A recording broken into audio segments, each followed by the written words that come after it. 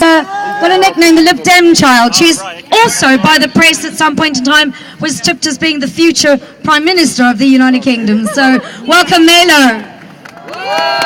Hey!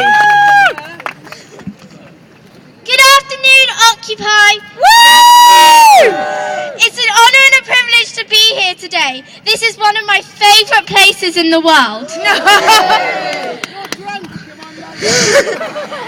I am here today as a child to contribute to my future through debate and exchange of ideas. I want to live in a country where the level of inequality is small and where children are able to get the best education no matter which school they go to and what area. No doubt we will always have people who will earn more than others because people's abilities differ. But I do want to live in a country where children can afford to eat at home, have heating and have a childhood. Woo! Very well said. Poverty affects childhood's well-being. Children from poor families have more problems such as mental health, school achievements, alcohol abuse and teenage pregnancies. Youth unemployment is now at 1.027 million. I have every reason to worry about our young, and I'm grateful to Occupy for providing a space for me to talk about these things. To me, a child, capitalism is scary. It presents an illusion of how if you work, you will have decent standard of living. This isn't the case. Yay! People have lost jobs through no fault of their own. I'm struggling to understand what forces are at play that allows 1% to keep accumulating wealth, while there are children in this country who don't even have breakfast before school because their parents can't afford it. Woo! Here, here! Sorry. We have had a free market economics for 30 years and it has resulted in a lopsided world.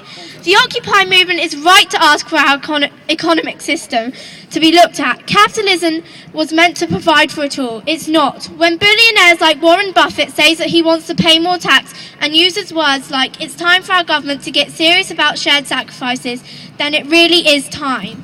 And then, sorry. You're doing good, you're doing good. What is the future for us? Young people who form part of the 99%. Bleak if things carry on the way they are. The Occupy movement has been phenomenal in the way it has made the debate on inequality a part of everyday life. Now, when the banks first failed, it was seen as an economic problem. Nobody really could predict the way it would affect us all. Then it happened, but people weren't able to put a name to it. The Occupy movement has given us a language to describe what we are living. Inequality. Woo! I don't understand the hypocrisy of society. While children are being abused, killed and neglected in their own houses, unnoticed by society or social service, the City of London's Director of Community and Children's Services provided a witness statement to say that the children were occupied spending time with drug addicts.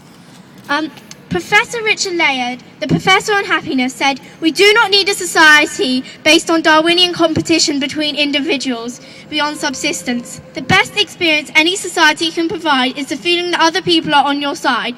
This is the kind of capitalism we want."